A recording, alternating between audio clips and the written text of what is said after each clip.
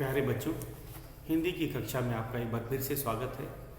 जैसा कि आप जानते हैं, हम अपना 12वां पाठ फैसला, इसके मौखिक प्रश्नों को आज हमें करना है। चर्चा करके हम करते हैं और आपको पता है कि आज हम अपने मौखिक प्रश्न का पहला प्रश्न करेंगे। तो मौखिक प्रश्नोत्तर को शुरू करते हैं। हमारा मौखिक है, मौखिक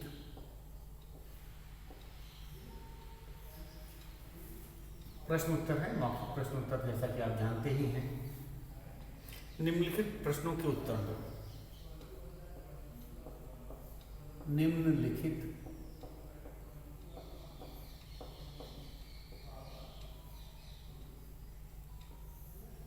प्रश्नों के उत्तर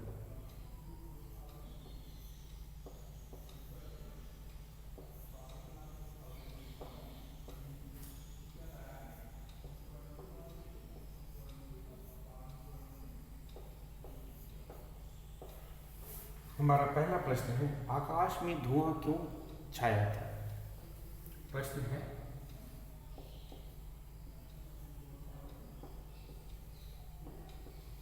आकाश में धुआं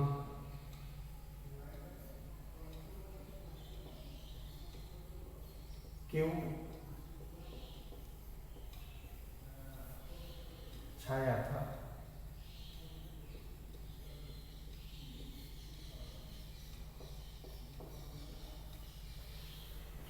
तो ये था हमारा पहला प्रश्न। हम जानते ही हैं,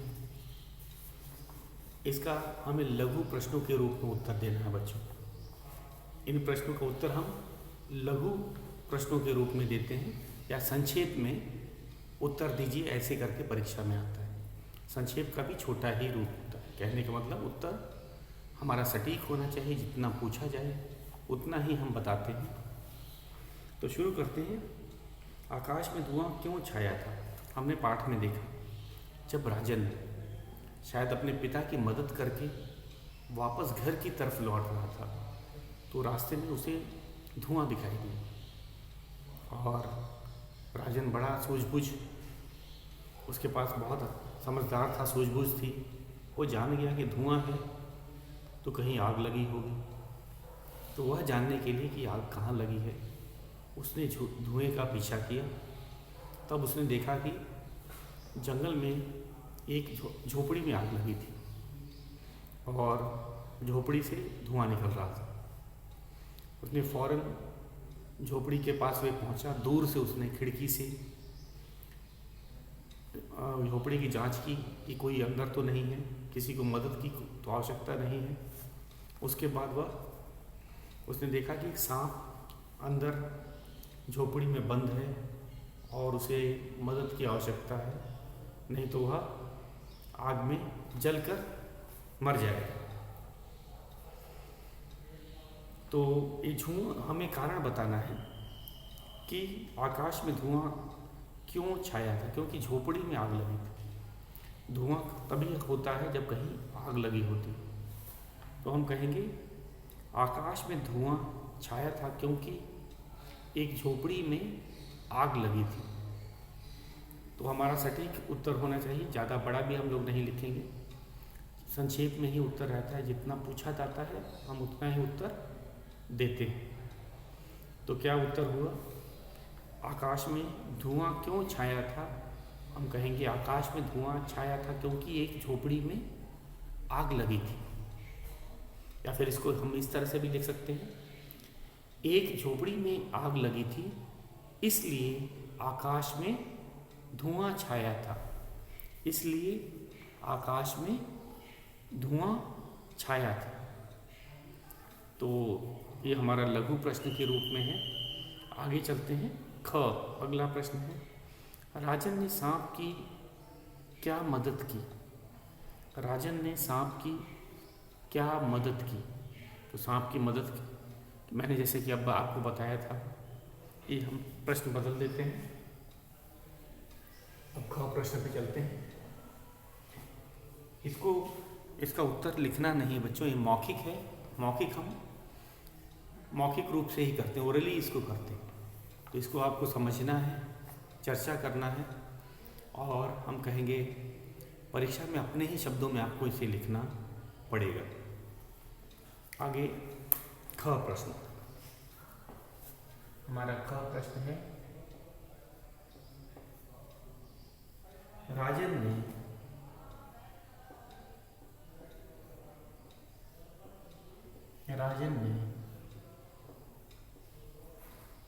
सांप की क्या मदद की?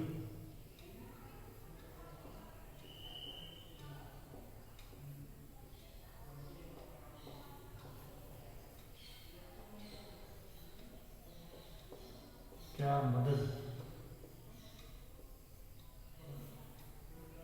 की?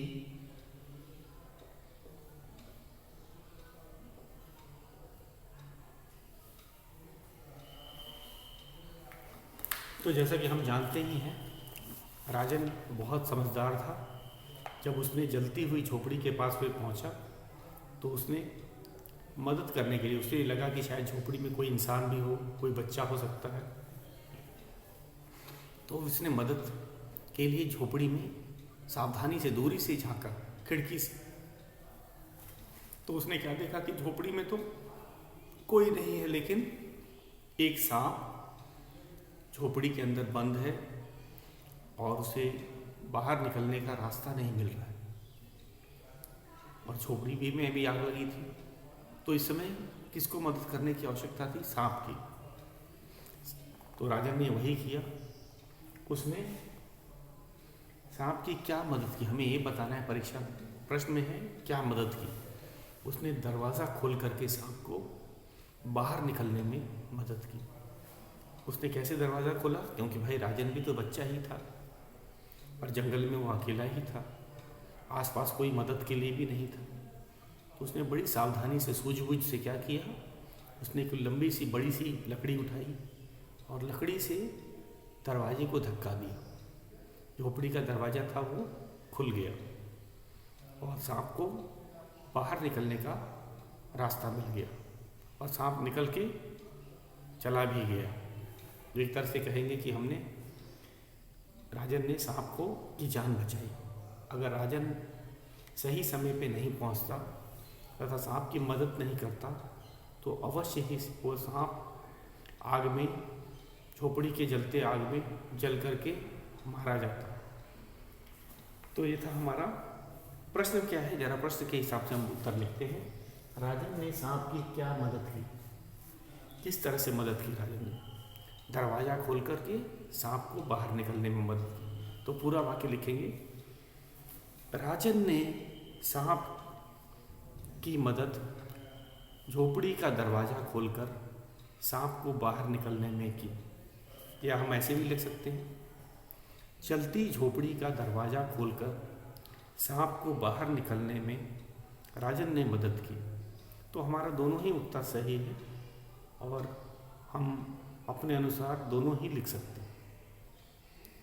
तो हम कैसे लिखेंगे? प्रश्न है, राजन ने सांप की क्या मदद की? राजन ने सांप की क्या मदद की? उत्तर है कि जलती झोपड़ी से सांप को, जलती झोपड़ी का दरवाज़ा खोलकर सांप को बाहर निकलने में राजन ने मदद की। या फिर ऐसे भी लिख सकते हैं, राजन ने सांप की मदद जलती झोपड़ी का दरवाज़ा खोलकर की। तो हमारे दोनों ही उत्तर सही हैं। आगे चलते हैं। ग, सांप राजन को क्यों काटना चाहता था? ये सोचने की बात है कि राजन ने उस सांप की मदद की थी, उसकी जान बचाई थी, लेकिन कुछ दिन के बाद वही सांप राजन को घेर लेता है और राजन को काटना चाहता है। इसका कारण हमें लिखना है।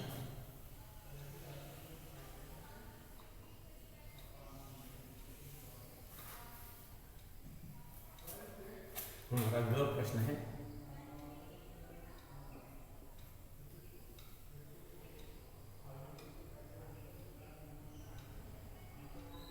सांप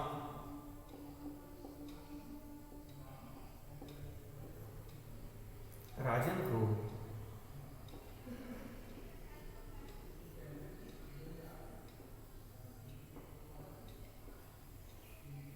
क्यों काटना चाहता था? क्यों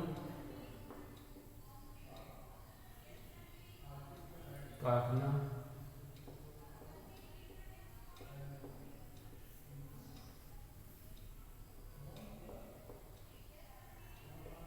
चाहता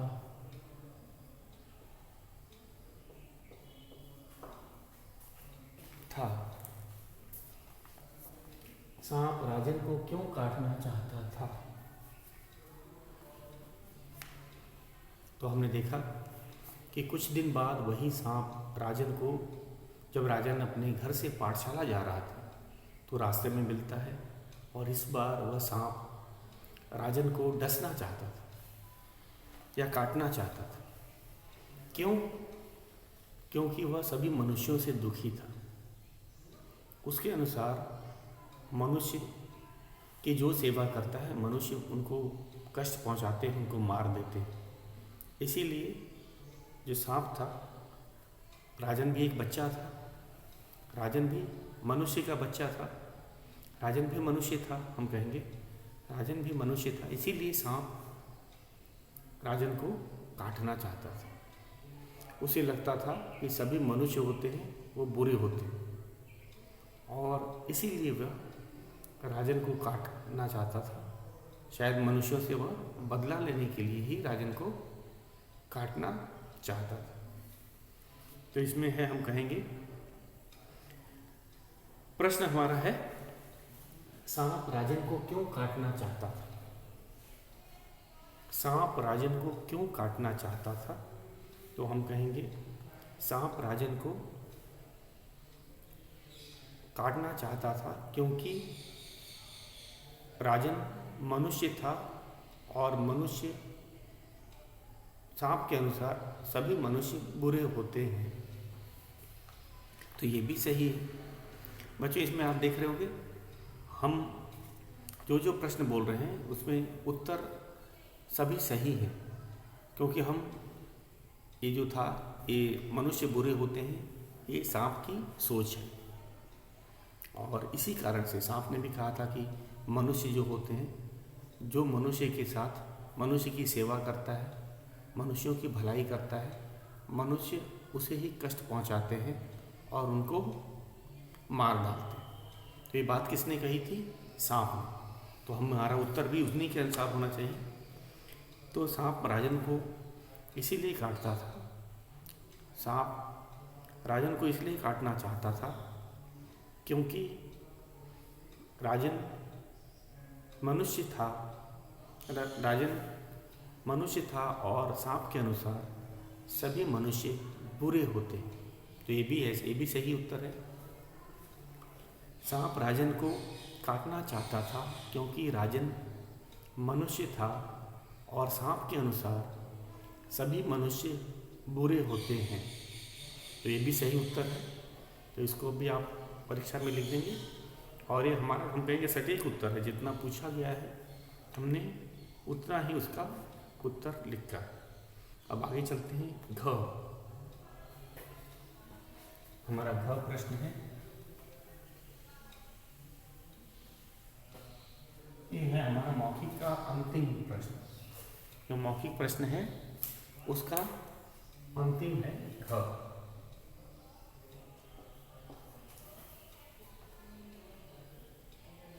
वृक्ष और तालाब में सांप की तरफदारी क्यों की? वृक्ष और तालाब में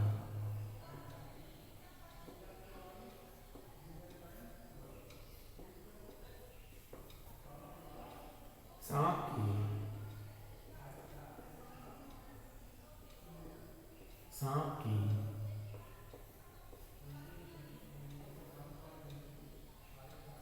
तरफदारी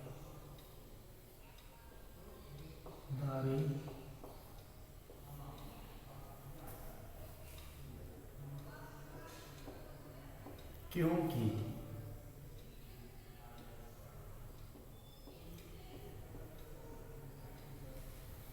तरफदारी का अर्थ अगर हम मतलब समझ लेते हैं, तरफदारी क्या होता है, मतलब पक्ष में, किसके, वृक्ष और तालाब के पक्ष में क्यों आ गए थे। वृक्ष और तालाब सांप की पक्ष में क्यों आ गए थे, वे राजन के पक्ष में नहीं थे, वे सांप के पक्ष में थे और सांप के अनुसार उसे राजन को काट लेना चाहिए था। तो वृक्ष और तालाब ने सांप का पक्ष क्यों लिया, सांप की तरफदारी क्यों की, हमें ये कारण बताना है। तो ये प्रश्न को फिर से एक बार समझ लीजिए बच्चों। वृक्ष और तालाब ने सांप की तरफदारी क्यों की। तरफदारी का अर्थ होता है हम कहेंगे सांप की बात उन्हें क्यों अच्छी लगी, वे सांप के पक्ष में क्यों आ गए, वे राजन के पक्ष में नहीं थे। कारण क्या था, क्योंकि वृक्ष और जो तालाब थे उन्होंने अनुभव किया था कि जो मनुष्य हैं वे जो उनकी सेवा करते हैं, जैसे कि वृक्ष है वो बेचारा मनुष्यों को छाया देते हैं, फल देते हैं, फूल देते हैं, ऑक्सीजन देते हैं, हवा देते हैं, हवा को शुद्ध करते हैं, लेकिन मनुष्य पेड़ों को काट देते हैं। तो अपने अनुभव से बता रहे थे। तालाब ने भी क्या देखा था, मनुष्य को बड़ी पानी की ज़रूरत होती है, मनुष्य लेकिन तालाब को गंदा कर रहे थे, तालाब में कपड़े धोते थे, पशुओं को नहलाते थे। इसीलिए जो वृक्ष और तालाब थे वे मनुष्यों को बुरा ही मानते थे उनके हिसाब से, क्योंकि उन्होंने अनुभव किया था कि मनुष्य की जो भी सेवा करता है मनुष्य उन्हीं को कष्ट देते हैं, काट देते हैं, मार देते हैं। तो इसीलिए वे राजन के पक्ष में नहीं आए, बल्कि उन्होंने सांप की तरफदारी की। तरफदारी मतलब सांप का पक्ष लिया, उसकी ही तारीफ की। तो ये था, कारण बताया है।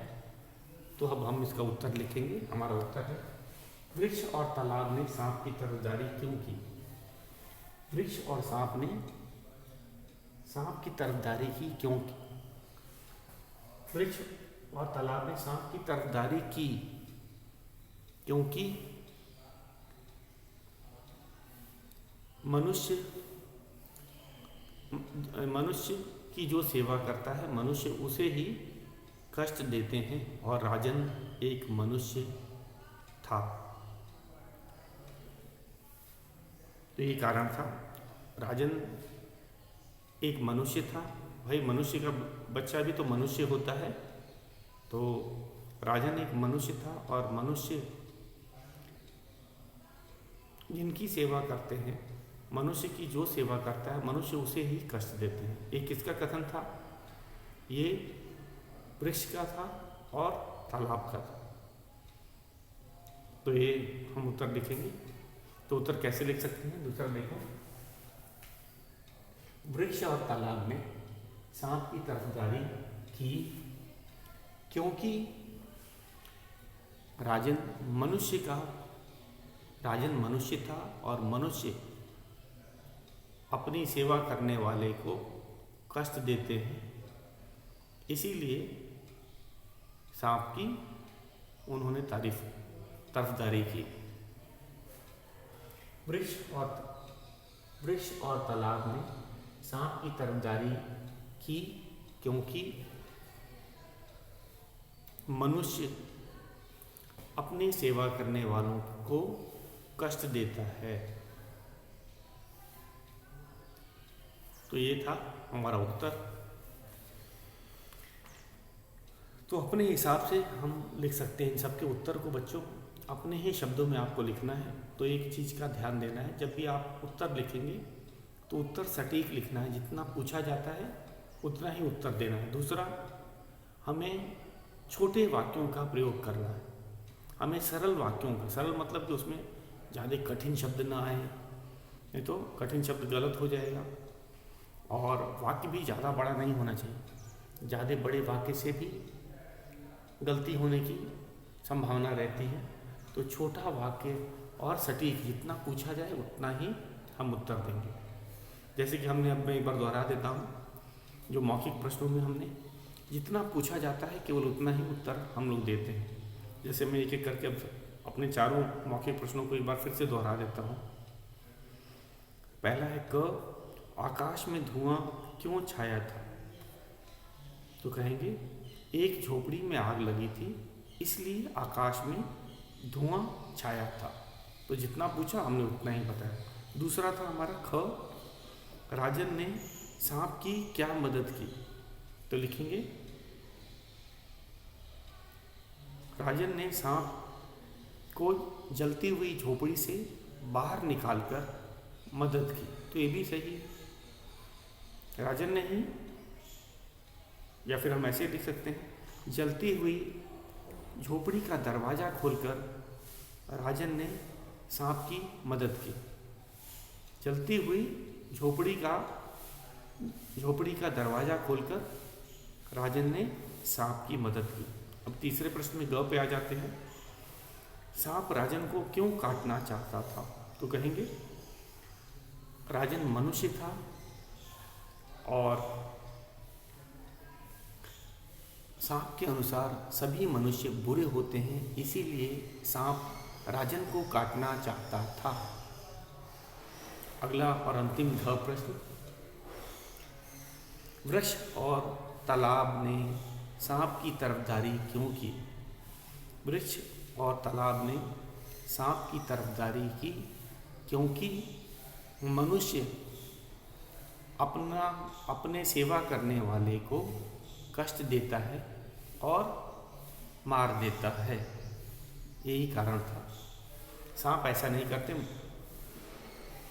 तो वृक्ष और तालाब ने सांप का पक्ष लिया। अब हम अपने दूसरे प्रश्न पर चलते हैं, समझो और पढ़ो। तो बच्चों ये है हमारा दूसरा प्रश्न है, ये मौखिक के ही अंतर्गत आएगा, इसको हमें पढ़ना और समझना है।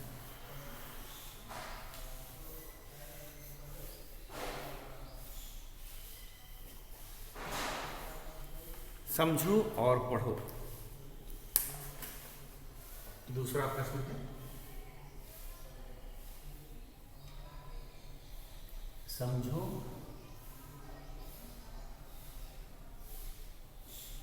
और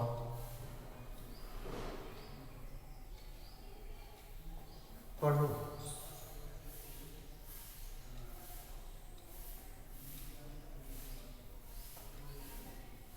क्या है, जरा इसको ध्यान से देखिएगा। स है, स के नीचे इसे हल का निशान बोलते हैं, हलंत बोला जाता है हिंदी में। और जो एक प्लस का निशान है इसको धन या जमा भी बोला जाता है। और त, ये मिल के क्या बनाया, ये बिना आधा स त, स्त। अब इससे बनने वाले शब्द हैं, कौन कौन से इससे बनने वाले शब्द हैं वो अब हम लोग लिख रहे हैं।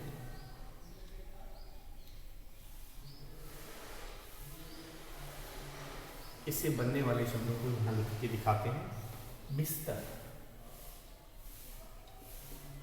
बिस्तर। और क्या है, बस्ता, बस्ता। उसके बाद है नमस्ते,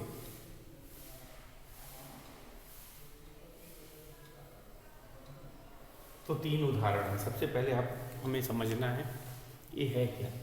स में हल्का निशान लगा है, इसका मतलब स आधा है। स क्या है बच्चों, जिस भी वर्ण के नीचे हल्का निशान लग जाता है इसका क्या अर्थ होता है कि वह आधा है।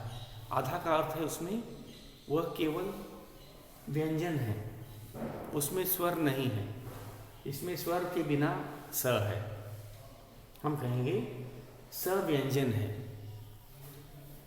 तो ये बोलने के सारे तरीके सही हैं। अगर हम इसे बोल रहे हैं स व्यंजन है तो इसमें अ का उच्चारण नहीं है, लेकिन हम त बोल रहे हैं तो त में त पूरा है, इसमें अ का अ वर्ण भी मिला हुआ है, स्वर भी मिला हुआ है। तो इसको कैसे लिखा जाता है, तो स आधा हो गया, हमने आधा लिख दिया, और त पूरा है, त पूरा लिख दिया। अब इससे बनने वाले शब्द कौन से हैं? बिस्तर, आधा स और त। हमें ऐसे शब्दों को लिखना है जिसमें कि आधा स हो और पूरा त हो। तो ये है बिस्तर, बिस्तर, आधा स पूरा त। उसी तरह बस्ता, आधा स पूरा त, बस्ता। आगे चलते हैं, नमस्ते, आधा स पूरा त। तो ये सब क्या था? इनसे जैसे अस्त, सूरज अस्त हो रहा है, डूबने को अस्त कहते हैं। अस्त ऐसे लिखते हैं, आधा स त। तो हमने ये देखा, क्या देखा? एक बार इसको देख लेते हैं, समझ लेते हैं।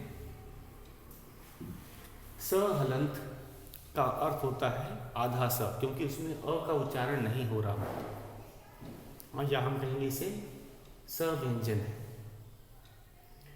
ए त पूरा है, इसमें अ है। अगर हम आम भाषा में कहा जाए तो जैसे त है, इस त को हम ऐसे भी लिख सकते हैं, त हलंत जमा अ। तो इसमें अ भी मिला हुआ है, इस त में अ भी मिला हुआ है, लेकिन इसमें अ नहीं है। तो ये हमें समझना चाहिए। और ये जो 3 शब्द दिए हैं उनसे बनने वाले शब्द हैं, जो 3 हैं ये बनने वाले शब्द हैं, जिसमें आधा स और पूरा त का हम लोग प्रयोग कर रहे हैं। तो इसी तरह एक और है,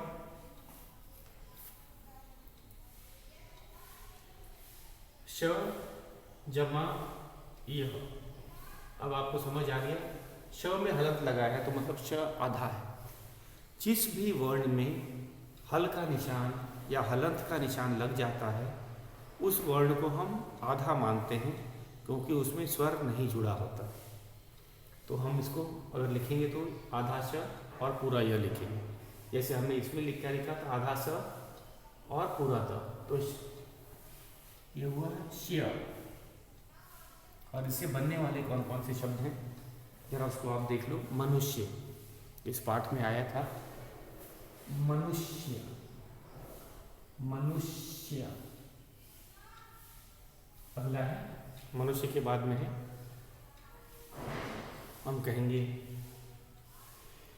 शिष्य। गुरु और शिष्य होता है, शिष्य आधा श पूरा य। तो श्य वाले से शब्द बन रहे हैं। उसके बाद अगला है शिष्या। शिष्य का स्त्रीलिंग शिष्या होता है, आप सबको पता है, शिष्या। तो इसको ध्यान से फिर से देखेंगे हम। श हलंत जमा य, इसका अर्थ है श आधा और य पूरा। और श से बनने वाले शब्द है मनुष्य। यहाँ आधा श दिख रहा है और यह मनुष्य।